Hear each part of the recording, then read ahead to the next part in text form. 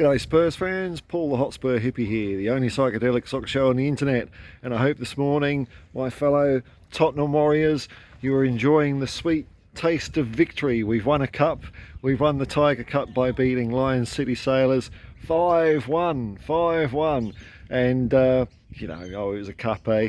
I don't think there's going to be an open top bus parade in N17 quite yet. The driver's probably close to retirement. He's been out of work for a bit. But it was, look, let's talk about the game, eh?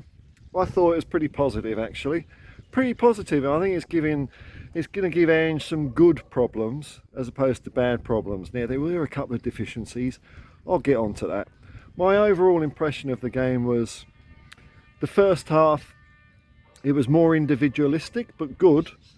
The second half was more like a team and better, which is kind of odd because I kind of want to see the guys that were playing in the first half play a bit more like the guys in the second half, which is it's an interesting problem that Ange has got there.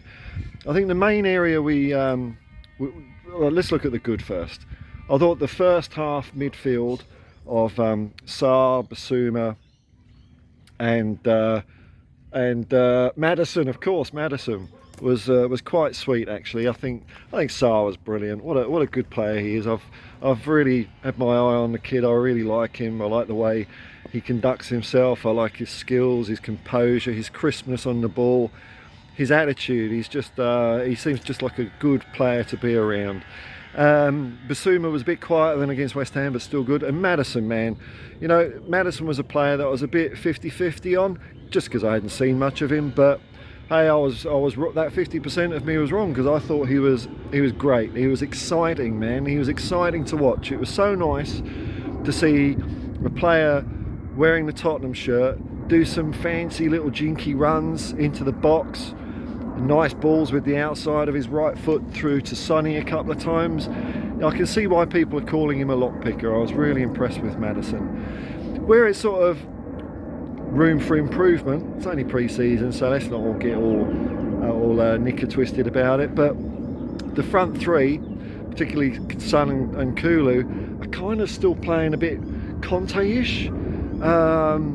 It's as if because last season the only chances they got were when another team messed up, because we had no midfield, and sometimes the ball would get up to them and then they'd be hell-bent on scoring, usually on the break.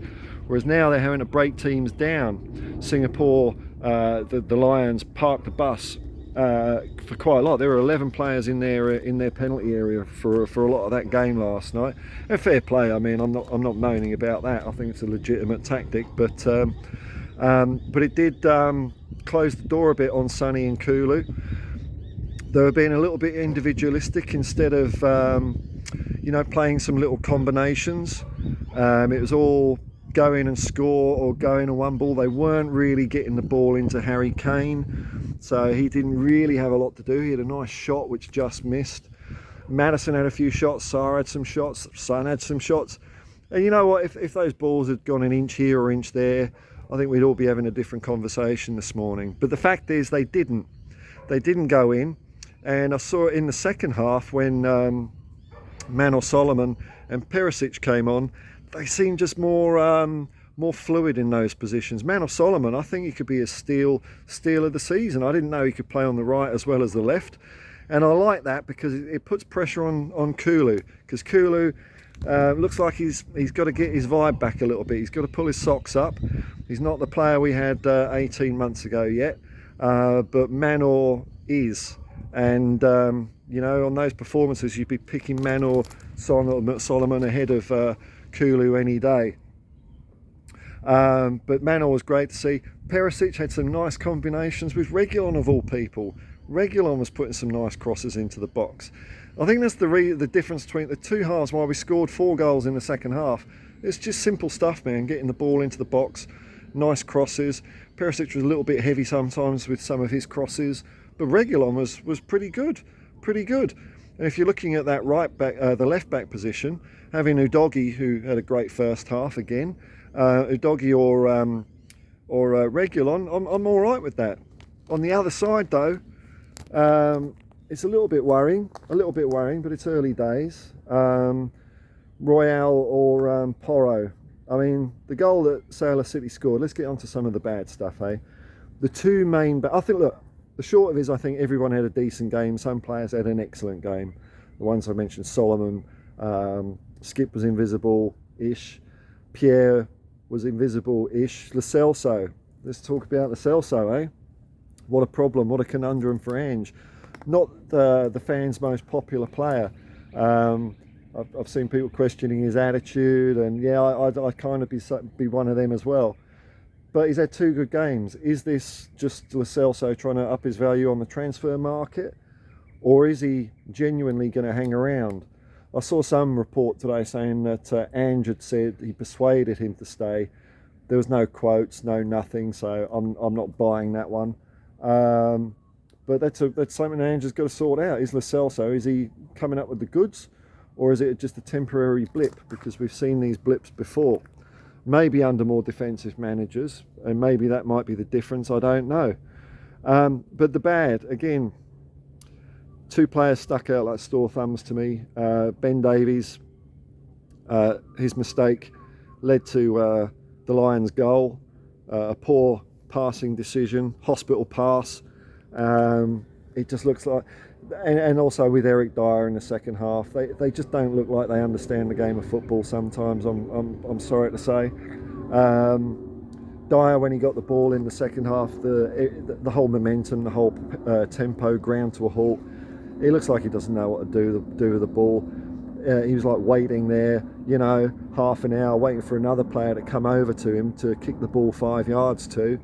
And it just stopped the flow of the game. So I'm never impressed with Eric Dyer, but you always kind of hope that a player can turn it around, and he just hasn't. He really hasn't for me. And with Ben Davies, his hospital pass in the first half, it just makes it really, really clear that those centre backs are vital, man. We've got a few weeks, not many now, till Brentford. I see reports that Wolfsburg have put up shutters on Tap Sober. Whether that's true or not, who knows. There's probably always wiggle room when you're talking about cash. But, what we've seen in these last two games, unfortunately, is that any team that attacks us scores. And we can't be having that, mate. We can't be having that, Spurs. So a couple of centre-backs would make such a difference to this side. Looks like we're going to be scoring goals, though. Looks like we're going to be scoring goals. And Richarlison, for all my doubts about him, he did well. And that third goal he scored was a nice semi-solo effort. Took a player on, nice little finish round the keeper. Maybe he's just getting a bit of confidence, and that would be a good thing if we've got another option to Harry Kane in the shape of Richarlison. That wouldn't be a bad thing. So hopefully that's a sign of things to come from Richie. We'll have to wait and see here. So look, overall I'm happy. I was excited during the game. I was probably more excited during the first half at some of the individual flair from Maddison, particularly really caught my eye, and Solomon in the second half. But they were more like a team in the second half than the first half. Maybe that's just a little bit of more training, education to get Son and Kulu and Kane working together properly, because they're just not used to having service from midfield. We had no midfield last year, and now it looks like we've got an absolutely stonkingly good midfield. So those guys are going to get used to having a bit more service and being a bit more playful with the ball, and also get crosses into Harry Kane if he's in there, because that worked with Richarlison. It wasn't rocket science. It's just football, isn't it? That's all it is. Anyway, thanks for joining me. I've got memberships and subscriptions happening on the channel. Any funds to keep the channel going and enjoying what I'm doing is all greatly appreciated. But just being around and watching and all that sort of stuff, it's really cool too. Thanks for spending some of your time with me. And Carl, you Spurs, and peace and love.